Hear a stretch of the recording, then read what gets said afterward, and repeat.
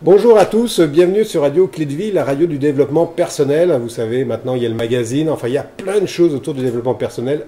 Gâtez-vous. Aujourd'hui, dans cette émission de 30 minutes, livre à lire, j'ai le grand plaisir d'accueillir Patrick Pelletier. Bonjour Patrick. Bonjour Alexandre. Un confrère en plus de ça. Ouais. De pays, de métier. Ouais. De pays plutôt. De pays, ouais. Métier, c'est plus récent. C'est plus récent, oui, tout à fait. Ouais. On accueille Patrick aujourd'hui parce qu'il a écrit un livre, La profondeur du lac. Donc ça doit être affiché par là, ou de ce côté, ou même en plein milieu, vous allez la voir. C'est un livre qui est sorti il n'y a pas longtemps. Non, en effet, c'est sorti en septembre en Ouais. librairie. Ouais. En même temps que ce nouveau métier que tu as pris d'animateur. Mais on va y revenir. Ouais. Plein de choses qui se sont passées en Oh, ça septembre. n'arrête pas. J'ai les cheveux encore mouillés tellement je transpire. Ouais, ça je peux comprendre. D'ailleurs, j'aime beaucoup ta coupe. Patrick, avant même d'attaquer la suite du sujet, la présentation de ton livre, je vais juste partir sur ta bio. N'hésite pas à m'interrompre ou à rajouter s'il y a des choses que j'ai oubliées. Je regardais un petit peu dans différents endroits et tu as un beau parcours quand même qui est fort intéressant. Oui, hein. Allez, je me lance. Donc, dans une ancienne vie, tu as été coureur automobile et industriel. Donc déjà, ça, c'est pas forcément commun. Tu as fui la France pour t'installer au Québec en 2010. Alors, fui la France, j'exagère peut-être un peu, mais en tout cas, tu es ici au Québec depuis 2010. Tu es actuellement conférencier. Tu crées des ateliers, des mots sur des mots. Donc MAUT, des ateliers d'écriture. On va y revenir un petit peu d'ailleurs là-dessus. Tu es donc animateur radio sur CKIA 88.3 FM. Sur Québec, les amis. Et dans l'émission Entrons en résilience. Sujet très intéressant d'ailleurs, et on va revenir aussi un petit peu dessus sur cet aspect-là. C'est aussi en rediffusion. Oui. Donc c'est accessible même pour les gens qui nous écoutent en France sur le et web. Partout dans le monde sur le web. Et tu es donc aussi auteur, d'où ta présence en fait dans cette émission. Ouais, mais c'est vraiment le livre qui m'emmène par la suite à faire tout ça qui n'était absolument pas prévu. Puis c'est une belle aventure. Jusqu'à aujourd'hui, ça se passe bien. Tu es donc auteur, parce que tu as sorti ce livre-là, mais avant tu as fait des concours. En janvier 2015, tu as été lauréate du concours de Nouvelles Envies d'écrire avec le texte La prophétie des fluides. En 2014, tu as été récipiendaire du concours de la caravane des 10 mots dans le cadre du 15e sommet de la francophonie. Et le texte, c'était catégorie adulte, sans peur et sans reproche. Qu'est-ce qui t'a poussé à aller sur ces concours ? En fait, il n'y a eu que quelques mois entre les deux concours, parce qu'il y en a un qui était fin 2014, l'autre début 2015. C'était un défi, parce que ça fait 25 ans que j'écris, puis j'avais un peu le syndrome de l'imposteur, comme on dit. Puis, j'ai toujours cet esprit de compétition un peu en moi là, qui est resté. Et je me suis dit, plutôt que de publier quelque chose qui plaise peut-être à personne, il y a un concours, je m'inscris, je vais déjà voir un peu où j'en suis.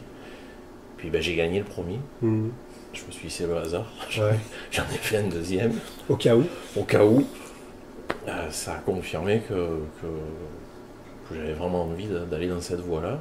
Ça a été très bien reçu, notamment le deuxième par les internautes, parce qu'il y a eu plus de 200 000 votants, je pense, quelque chose comme ça. Puis là, je me suis dit, il faut vraiment que je fasse quelque chose au moins du premier manuscrit que j'ai, qui est bien abouti, bien avancé. Donc, je suis parti dans un processus d'édition à ce moment-là. Ça a été un bon coup de pied aux fesses.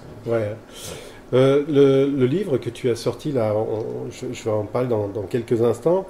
Tu as mis un certain temps à le mettre en fait sous presse. Ça a duré. J'ai pris le temps de trouver une maison d'édition qui me corresponde.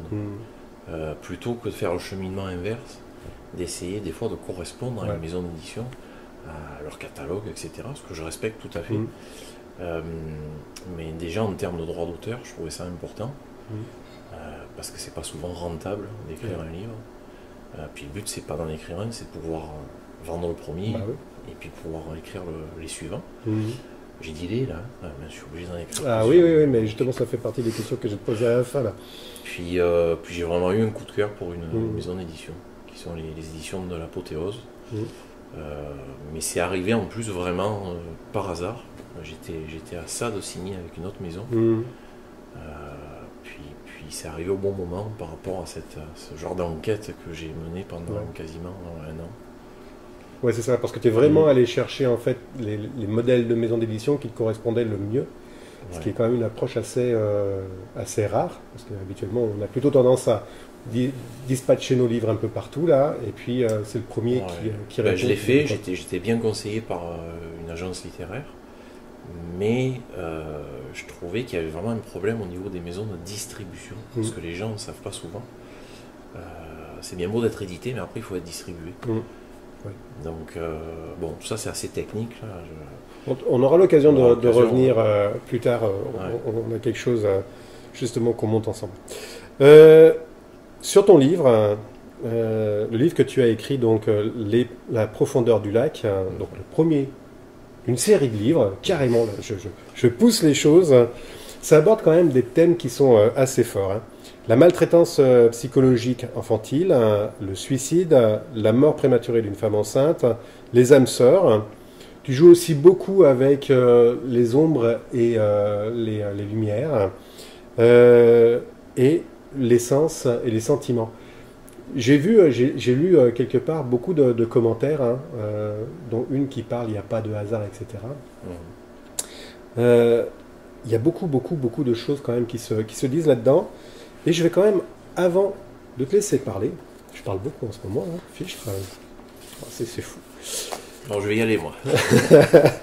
Je vais lire juste un passage de la préface, en fait, de Dominique Girard. Je trouve que c'est un passage qui donne vraiment, en fait, goût d'aller encore plus loin. Et puis, limite, si on a le temps, je dirais 2-3 appréciations. Ça vaut quand même le détour. Dès les premières pages, ce texte m'a ému, grâce aux émotions à fleur de peau, aux descriptions prenantes d'événements dramatiques, et le goût de vivre ce qui en dégage. J'ai aimé l'histoire de ce pilote de course automobile et de son destin singulier. L'auteur privilégie la pudeur face aux sentiments, même les plus passionnés. Ce récit est à la fois un voyage sensoriel, sensuel et spirituel. Elle écrit bien. Elle écrit vachement bien. Elle écrit vachement bien. Elle écrit quand même vachement bien. Mais je trouve que là-dedans, rien que dans ce passage-là, ça dénote tout plein de choses. Et donc, je vais te laisser un petit peu parler de ton livre. Justement, tous ces aspects, ce rapport avec pilote de course, avec tous ces drames qui ont pu être vécus, les hauts et les bas, et tout ce qui va avec. Déjà, pour commencer, c'est pas un livre sur la course automobile. Non. Je voulais absolument qu'il y ait l'histoire d'un sportif, et démonter ce côté, aller chercher le revers de la médaille, justement, là, pour montrer la fragilité qu'il y a dans le sport de haut niveau également, ce qu'on ne sait pas toujours. Puis, oui, je connaissais le sport automobile, puisque je l'ai pratiqué pendant longtemps dans une autre vie, comme tu disais. Puis j'ai trouvé ça intéressant, parce que s'il y a un sport qui est macho, c'est bien celui-ci. Même au jour d'aujourd'hui, alors qu'il y a des pilotes femmes qui sont hyper performantes aussi. Mais je vais faire mon propre mea culpa. Moi, quand j'étais dans ce sport-là, je taisais le fait que j'écrivais. D'accord, oui. Parce que juste ça pouvait être mal vu ou donner un point d'accroche pour travailler au niveau psychologique entre compétiteurs. Puis je me suis vraiment servi de ce prétexte-là, en fait, parce que le livre ne traite vraiment pas de sport en général, pour aller chercher le côté humain du personnage principal, même si c'est pas lui le personnage principal, c'est une petite fille, en fait. Ouais. Puis, ce qui m'a donné le style de la manière dont je voulais écrire ce livre-là, en fait, c'était une citation de Louis Aragon, justement, où il parle d'ombre et la lumière. Puisqu'il dit que si la lumière existe, c'est du fait qu'il y a l'ombre également. Donc je vais jouer sur l'ombre et la lumière des sentiments tout au long du processus d'écriture. Ce qui fait, d'après les premières critiques et l'agence littéraire Dominique Girard qui a préfacé ce livre-là, un style un peu inusité, Ouais. comme on dit ici.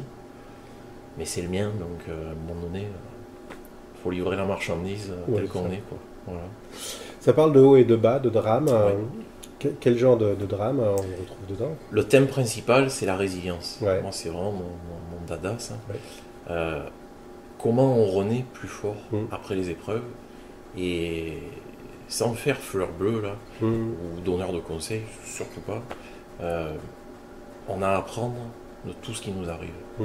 Puis là, je parle comme un ancien, là, mais j'ai pas mal d'expérience à ce niveau-là, des très hauts, des très bas. Mm. Puis c'est comme en course automobile, j'ai plus appris de deuxième place, d'échecs, Ouais. d'abandon, de sortie de route, de tout ce qu'on veut, que de victoire. Mm. Ouais. C'est souvent le cas quand même. J'ai été plus performant après ces défaites-là Mm. que les périodes où je gagnais tout le temps, on va dire. Mm. Donc il y a vraiment, je dis pas qu'il faut vivre des choses dramatiques Non. pour avancer dans la vie. Je suis contre l'idée parce qu'on va être résilient, on est plus fort que les autres, mais ça permet d'aller vers le dépassement de soi. Mm.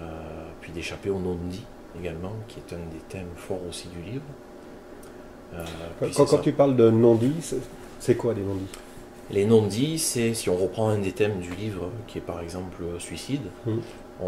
ou les malades en général, je m'attache beaucoup à l'entourage des malades, que ce soit dans le livre, ou en conférence, dans les ateliers d'écriture également, à l'émission de radio, Mm.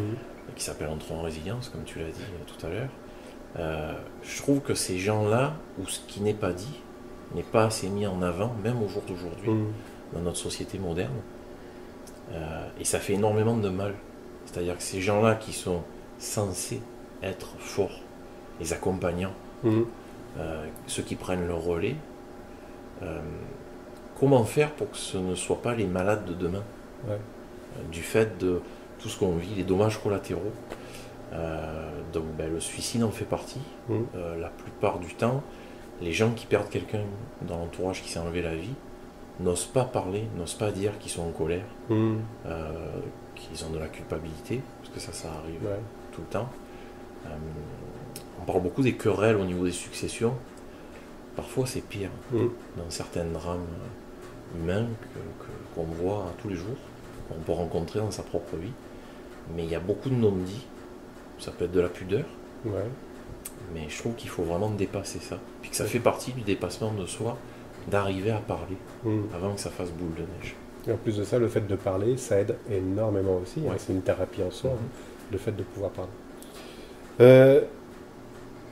Tu parlais de suicide, maltraitance psychologique infantile. Ça aussi, c'est un sujet qui est quand même assez tabou. Comment est-ce que tu Ouais. l'abordes dans ton livre? Je l'aborde tout simplement parce que j'ai consulté pas mal de psychologues à ce niveau-là, notamment. Mhm. Puis on est arrivé au constat que la violence mentale, en général, c'était presque pire que la violence physique. Mhm. Malheureusement, des fois, ça va de pair. Ouais. Il peut y avoir les deux. Mhm. Ce que je trouve épouvantable, c'est que ça touche des enfants. Mhm. Moi, je dis toujours, il m'est arrivé des choses dramatiques dans ma vie d'adulte. J'ai une enfance extraordinaire. Mais si j'avais pas eu ces années de construction là, où justement je suis allé chercher les outils, la boîte à outils de la Mhm. résilience, je serais certainement pas passé au travers des épreuves par la suite. Mhm. Donc, quand on touche à des enfants, je trouve ça épouvantable parce qu'on emprunte, on ne fait qu'emprunter la terre qu'on va leur laisser. Mhm. Donc, si déjà on les magane, comme on dit à Québec, Mhm. bonjour l'Europe, qu'est-ce que ça va donner la génération suivante, quoi. Alors, on en parle beaucoup au niveau des retraites. Ouais. Pour payer nos retraites à nous, il faut que les enfants, etc., travaillent d'une génération à l'autre. Mais au niveau de la santé mentale, avant d'être dépendant, alcoolique, Ouais. la drogue, etc., est-ce qu'on ne peut pas faire quelque chose en amont? Alors oui, il y a le côté thérapeutique, mais qu'est-ce qu'on peut faire chacun à son niveau? Mhm. Voilà. Est-ce qu'on explique suffisamment aux enfants pourquoi, quand nous, adultes responsables, Ouais. on vit une séparation d'un commun accord, pourquoi il arrive souvent, puis c'est dit devant les juges aussi qui admettent pas ça du tout, hein, de moins en moins en tout cas, donc c'est très bien. Pourquoi se servir des enfants comme monnaie d'échange, comme outil pour faire mal à l'autre? C'est pas à l'autre qu'on fait le plus mal, c'est à nos propres enfants. C'est clair, Mais l'homme est un loup pour l'homme. Oui, ça c'est clair, et encore pire pour les enfants. C'est un sujet qui est vraiment bien abordé. Les âmes sœurs, tu l'abordes comment justement là? Parce que âme sœur, c'est quand même assez, on est quand même bien dans le spirituel. Comment est-ce que tu l'amènes dans ton livre? Ouais, alors, Dominique Girard, qui est allé avec les 3 S, sensuel, sensoriel, ça je suis d'accord, le côté épicurien, spirituel, le côté spirituel, c'est pas quelque chose que j'ai voulu mettre en avant. Je me suis pas dit je vais écrire un livre sur la croissance personnelle, puisqu'il n'y a pas que ça non plus. Mais j'ai essayé de le ramener au niveau du commun des mortels que je suis par rapport à ça. Oui, j'ai une croyance forte en quelque chose, mais au niveau du spirituel et des âmes sœurs notamment, c'est un simple constat de vie. C'est des gens qu'on rencontre aux 10 ans, puis par hasard, puis il se passe quelque chose, puis c'est pas forcément une attirance physique. Par contre, j'ai mélangé un peu les gens à l'intérieur de cette histoire romanesque au niveau du roman d'amour, de l'histoire d'amour qui s'en passe, où j'ai voulu essayer que 2 âmes sœurs se rencontrent, vivent une histoire magnifique, ce qui malheureusement n'arrive pas toujours. Ça c'est un constat, hein.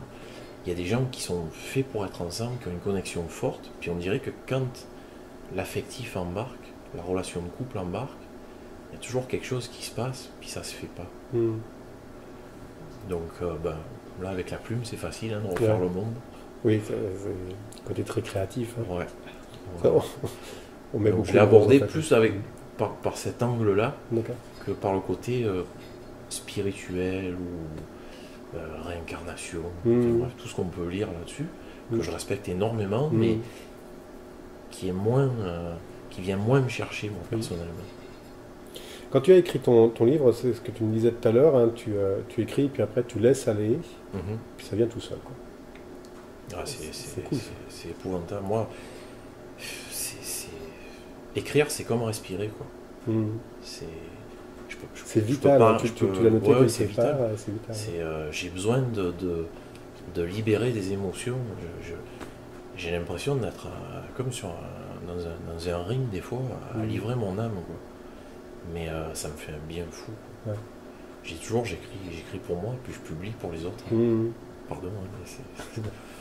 C'est très thérapeutique, hein, d'écrire pour soi. Hein. Est-ce que tu l'as fait dans un modèle un peu thérapeutique pour toi? Ça t'a apporté? Oui, depuis toujours, je pense. Ça aurait pu être la chanson, mais je chante comme une casserole. J'ai même pas essayé. C'est dû à ton accent? Ça peut être ça peut être. Il y a des gens qui vont peindre. Hein. Moi, c'est passé par l'écriture depuis très longtemps. Là, ça fait 25, ça va bientôt faire 30 ans plutôt. Mais pas du tout dans le but de publier quoi que ce soit.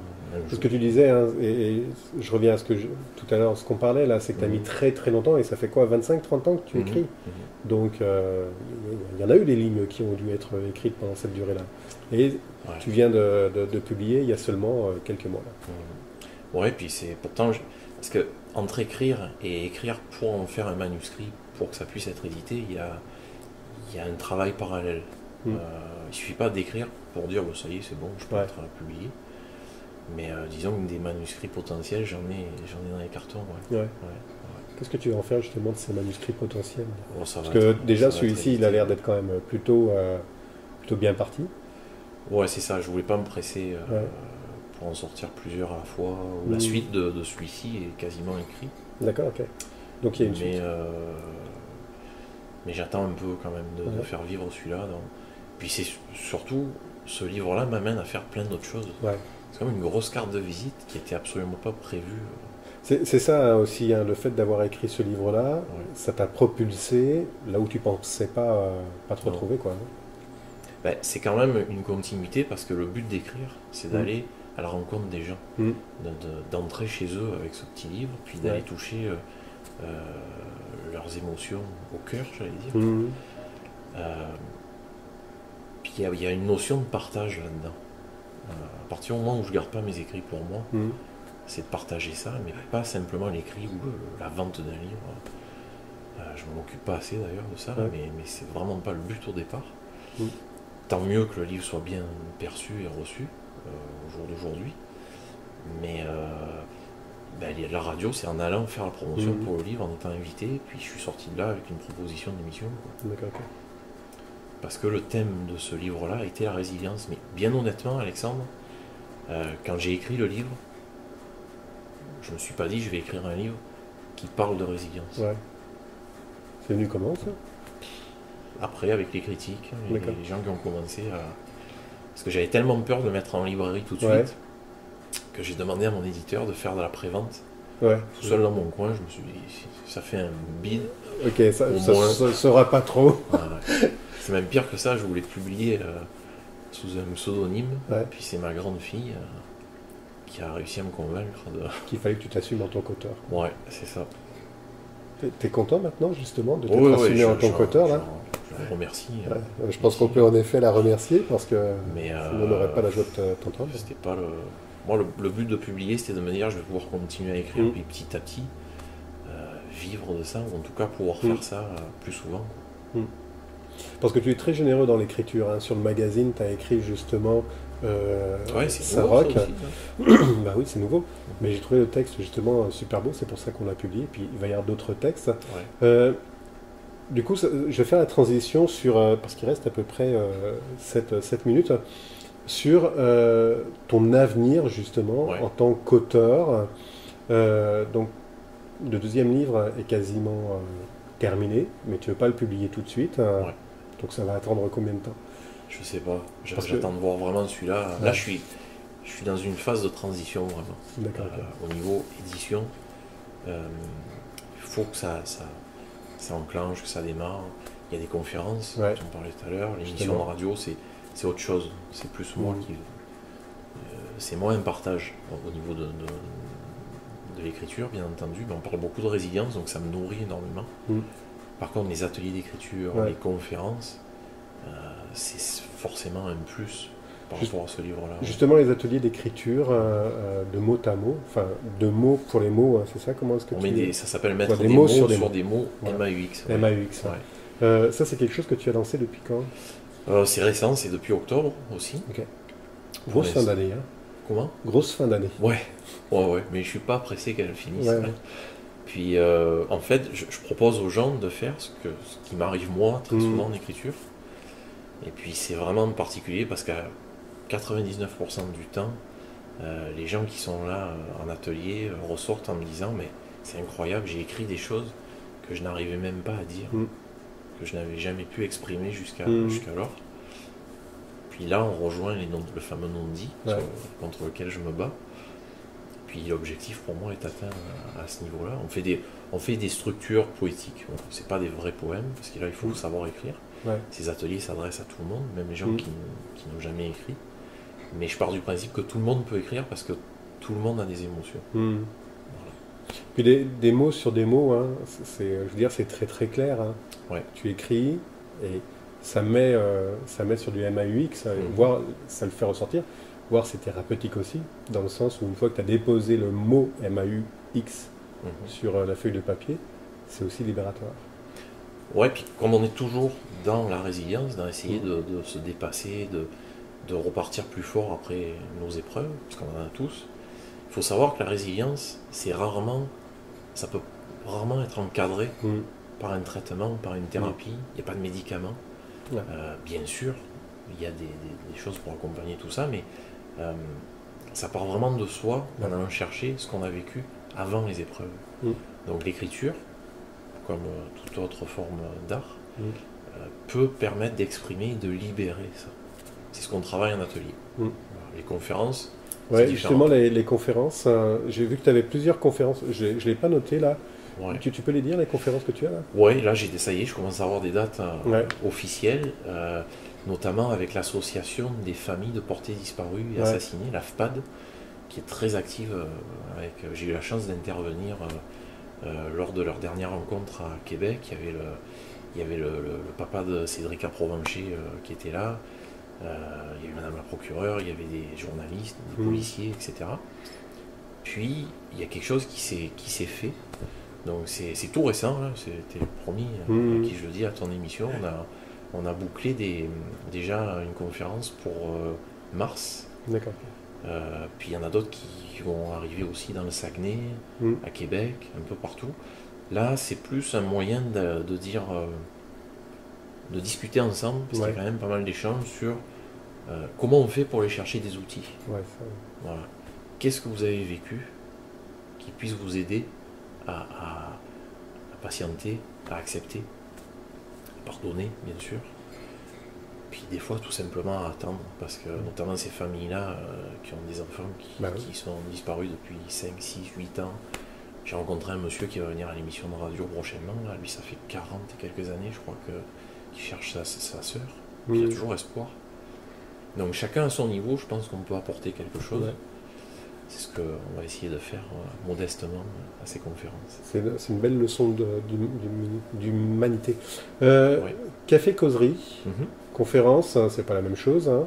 Café Causerie, Café Causerie, en fait, je propose aux gens qui organisent ça, qui me font intervenir, un module de la conférence, parce qu'il y a plus d'échanges. Donc, pour un temps donné, je ne peux pas livrer une conférence complète.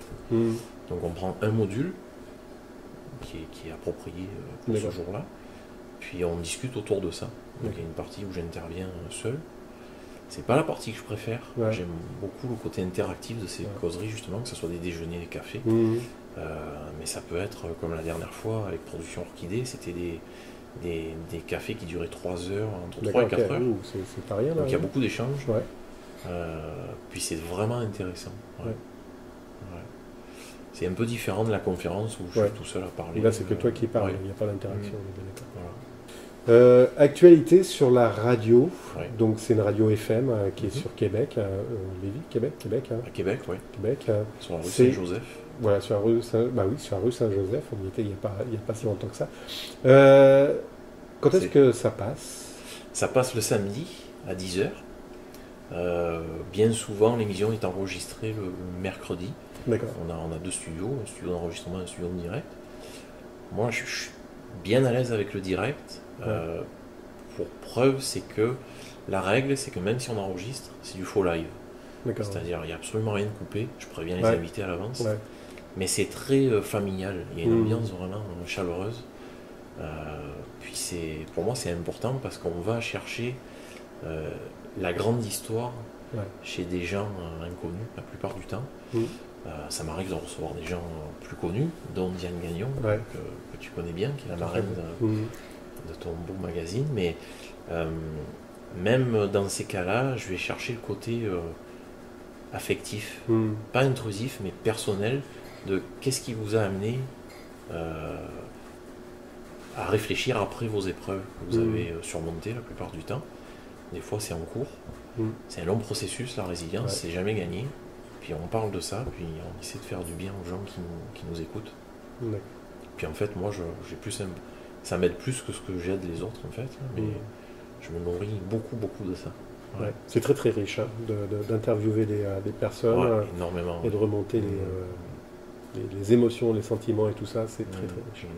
Patrick, je te remercie. On arrive sur la fin de cette émission-là. C'est moi. Profondeur du lac. Si j'ai une dernière question, justement, Profondeur du lac, pourquoi ce titre? La question.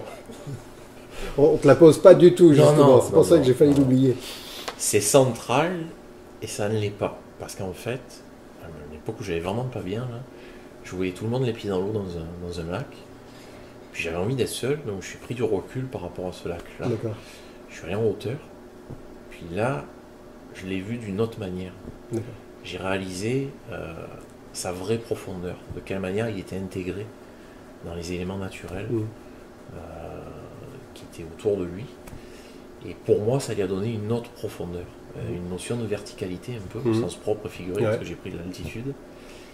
Et puis je me suis dit, tiens, ça ferait un beau titre ça, parce que c'est un peu comme dans notre vie, ça. Plus on prend du recul, de la hauteur par rapport aux événements,